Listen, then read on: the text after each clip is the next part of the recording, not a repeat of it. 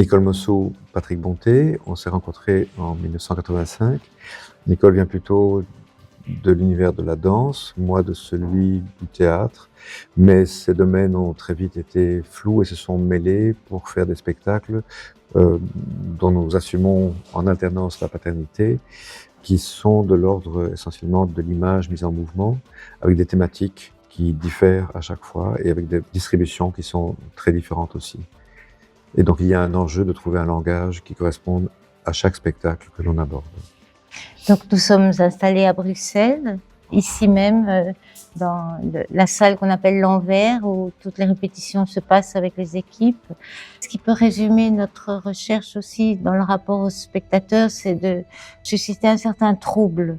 Il y a ce magnifique mot allemand unheimlich, qui est intraduisible sinon par longue périphrase francophone, et qui est cet étrange familier. Je pense que ce serait peut-être le leitmotiv de tous nos projets. On s'ennuie très vite à refaire la même chose. On aime bien se donner des défis. Il doit y avoir quelque chose comme 35 spectacles, 3 films installations, et des spectacles aussi hors les murs, in situ, dans les villes. Oui, on va bientôt fêter nos 40 ans à Bruxelles et un peu alentour aussi. Et on reprend 7 de nos productions.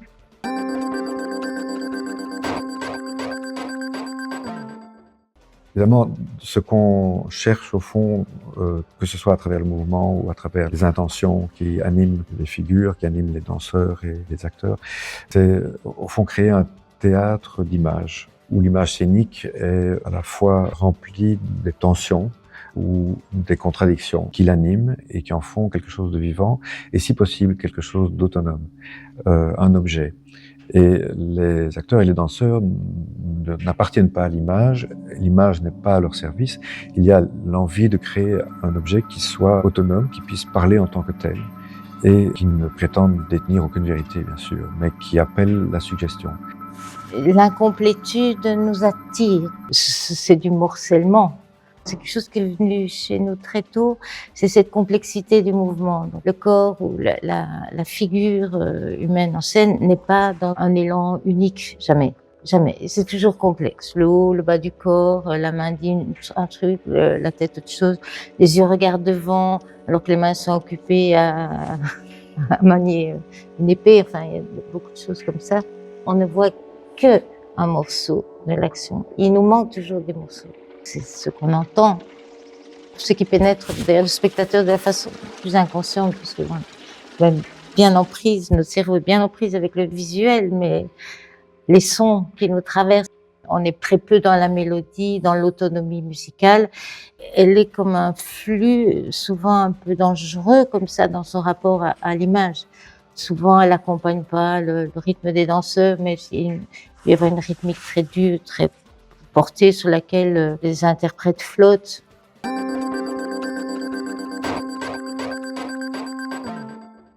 Tout a commencé lors d'une tournée à Londres en 1988. Il n'était pas question d'être à Londres sans faire une petite visite à la National Gallery. Et en traversant les salles, on est tombé en arrêt devant le portrait d'une petite princesse faite par Cranach, que nous connaissions vaguement, mais sans plus. Et puis, tout de suite, il y a quelque chose qui s'est passé dans l'échange de regards que nous avons eu avec le tableau, où ce qui nous a frappé, c'est une sorte de correspondance à travers les siècles, une façon d'être que nous cherchions à travailler. Ce qui était particulier dans ce portrait, c'est qu'on avait affaire autant à quelqu'un qui dégageait une sensation d'innocence qu'à une criminelle.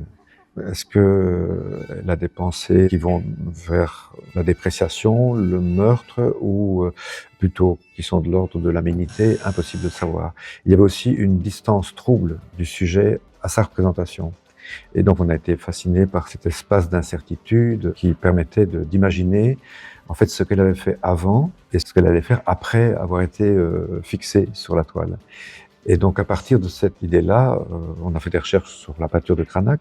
Ce travail de suggestion qu'on a vu à l'œuvre chez Cranach, notamment dans des tableaux, évidemment il a repris des thématiques de l'époque, certains personnages comme des Lucrèces par exemple, donc c'est une femme qui se poignarde, chez les Lucrèces qui sont peintes dans la Renaissance italienne. On est dans une sorte de martyr, le regard va vers le haut. Chez Cranach, le regard nous interpelle. Qu'est-ce que vous pensez de ça? Quelle est votre position éthique? Quelle tension est-ce que nous partageons? Pourquoi? Des tableaux qui sont assez énigmatiques, même s'ils s'appuient sur des sujets allégoriques. Cette inquiétante étrangeté qui est à l'œuvre chez lui, et dont on ne sait pas très bien dans quelle mesure elle était partagée à l'époque. Je crois qu'il y a des choses qui nous apparaissent maintenant ainsi parce qu'elles font écho à des préoccupations que nous avons maintenant. Et c'est ça qui est intéressant, au fond. Évidemment, il n'est pas question de reproduire un tableau ou de se remettre dans une sorte de protocole d'imitation. On a pris des personnages, on a pris des costumes, des situations, mais il était important de les faire vivre à travers notre regard, notre trouble actuel qui se projette sur la Renaissance. Il y avait eu un désir aussi de fantasmer la Renaissance. Et on s'est lancé là-dedans en écrivant, disons, en imaginant ce que Cranach aurait encore à nous dire maintenant, plutôt comment nous pouvons s'emparer de son univers. Quelles suggestions cela nous donne-t-il pour pouvoir en restituer quelque chose, mais qui nous corresponde aussi aujourd'hui. Si on veut le situer, c'est quand même une figure de la Renaissance qui a vécu une période d'intense changement. On voit de la façon dont il a pris certains contre-pieds de ce qui se faisait, ou au contraire dont il s'est inséré dans des images de l'époque, mais en amenant des espaces d'incertitude qui n'existaient pas dans d'autres univers picturaux. D'une certaine manière, on vit aujourd'hui une période de changement, je crois aussi technologique extrêmement intense, avec cette ombre de la catastrophe et des identités, des resserrements, des problématiques liées au climat et de tous les bouleversements que cela va nous amener. Et donc c'est aussi une période extrêmement bouleversée, avec des choses extrêmement, elles aussi, très belles à voir, mais une menace, une peur du sombre, de l'assombrissement de nos vies. Il y a une sorte de lien positif-négatif qui se fait entre ces deux époques. Quand on voit la peinture de Cranach, ce sont que des détails qui sont comme des appels d'air aussi. C'est chargé, mais on contourne un vêtement, un regard, la façon dont une main est placée. J'étais à côté de Patrick au moment de l'élaboration des premières esquisses au plateau. La pièce a beaucoup de personnages interprétés par 5 personnes. Donc on avait bien les images de Cranach à partager. On était vraiment braqués sur l'image et on s'est rendu compte, à les voir évoluer dans cette inspiration-là, qu'il fallait à tout prix focuser sur quelque chose. C'est comme si la peinture se disséminait. C'était des danseurs aussi, donc des gens qui ont l'habitude d'être dans l'espace. À cause de leur proposition, on a eu besoin de les cadrer. On a fait la proposition à Jean-Claude de Bemels, notre scénographe à l'époque. Il a tout de suite proposé ça, que vous avez dans l'image. Et je pense que de sa première proposition, ça n'a pas trop bougé.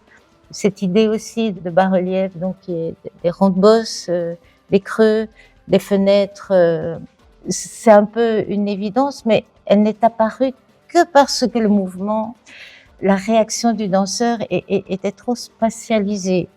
Il y a quelque chose à cet endroit-là. Donc ce n'est pas un écran de TV, il y a un relief et il n'y a pas deux spectateurs qui voient la même chose. Il y a une espèce d'étude de la profondeur, de la distance avec le cadre, une conversation qu'ils ont chacun avec la lumière. Et aussi, par exemple, dans ce cadre-là, le centre n'est pas au centre. Leur milieu est un peu plus à court, un peu plus sur la gauche, pour que le public, qui est très à jardin, puisse avoir une sensation d'image pleine. On travaille vraiment comme Cranach, j'ai l'impression. Il avait un soin très particulier. C'était très troublant dans ce que dégagent ces personnages et en même temps une technique hyper précise.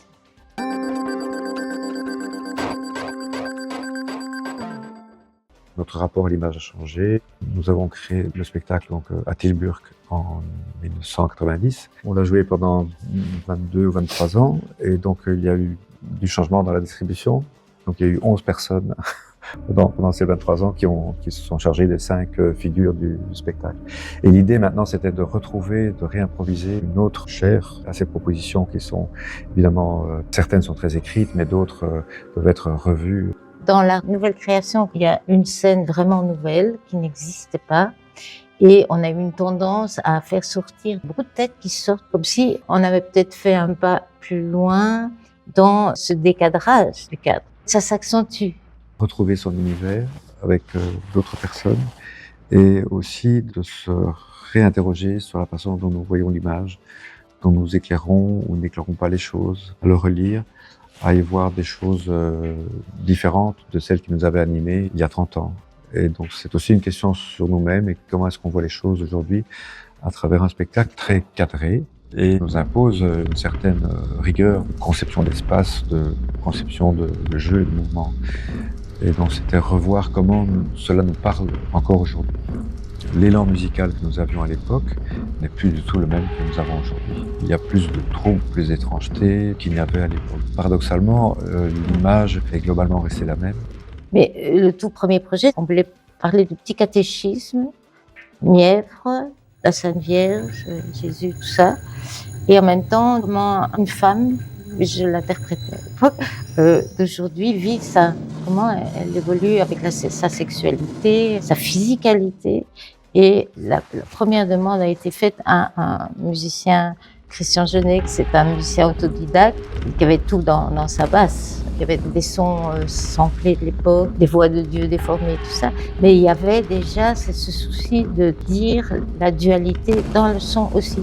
Maintenant, avec Thomas Turine, on sent que à chaque fois qu'on engage un projet ensemble, on va se surprendre les uns les autres. Et donc ici, c'est très particulier. Donc Christian a accepté avec plaisir, je pense, de donner ses sons à Thomas. Donc une nouvelle génération de machines aussi. J'ai l'impression que Thomas a tout effiloché d'abord. On est arrivé à un stade où on comprenait plus. Et maintenant, il arrive à resserrer, réidentifier à sa façon. C'est passionnant. L'essentiel était de réinterroger les séquences, de retrouver d'autres motivations peut-être ou d'autres rythmes. On n'est pas toujours d'accord et il y a beaucoup de questions qui ressurgissent aussi par le fait des générations différentes. On retourne à Cranach. Il y a une espèce de point de convergence comme ça. En allant dans un passé plus lointain, on parvient à mieux s'entendre dans les micro-différences du présent. Par exemple, pour parler de l'imposture, qui est quand même un sentiment qu'on a aujourd'hui, on est retourné dans le passé pour pouvoir parler d'aujourd'hui. C'est une forme de recul. Sinon, quand on a le nez sur les choses, impossible de créer, de faire œuvre. On peut faire des essais, on peut faire des discours, on peut avoir des théories et tout ça, mais l'œuvre, elle a besoin de creuser vers nos inconscients. C'est d'aller troubler. Ce trouble qui est une ouverture, en fait. C'est faire vibrer le monde.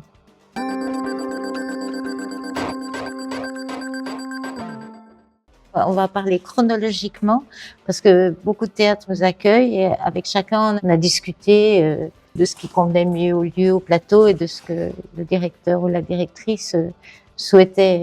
Ce sont des spectacles qui ne l'avaient jamais programmé auparavant. Avec une exception pour démarrer, nous allons commencer par la reprise de Cranach aux Brigittines. Ce sera l'occasion aussi de la sortie d'un livre dont le titre n'est pas encore établi, que nous écrivons conjointement, Patrick et moi, et qui parcourt des rencontres. Ce qui nous a frappé pendant ces 40 années de recherche commune, c'est mettre en relation le travail du plateau avec le monde, en fait. Le Théâtre des Martyrs qui accueille une reprise d'Ophélias, de Skeleton, qui est un spectacle, une forme courte qu'on a fait il y a longtemps, et des Arrière-Mondes. Ouais.